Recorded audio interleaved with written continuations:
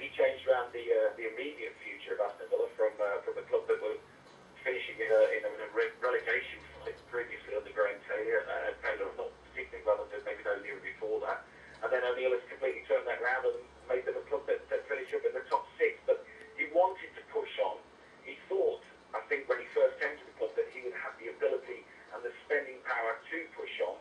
But we've hit a worldwide recession, and Randy Lerner is a businessman, and he said that that's not the case. That's not what we're going to do now. We are going to become a club that relies upon itself, and we were going to try and grow players from the youth academy. And if we do have good players that are worth a lot of money and we can sell them, then we will do that. And I think that's the argument, the viewpoint that Martin O'Neill didn't want to do that. He wanted to push on, as Tottenham Hotspur have done, pushed into the top four and into the Champions League now.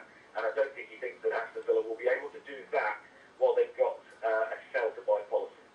Okay, just tell me about your reaction to this, because obviously at the end of last season there were rumours that it may well be the case that he would leave his position. Has this been bubbling over the course of the summer, do you think? Yeah, there have definitely become divisions at Aston Villa between ground, which we would say is Randy Lerner, and then between the training ground, which is Martin O'Neill, because that's his domain. He's taken everything that he needs to rule the roost, and let's make no bones about it, over the last few years, Martin O'Neill has run the club, because Randy Lerner bought the club.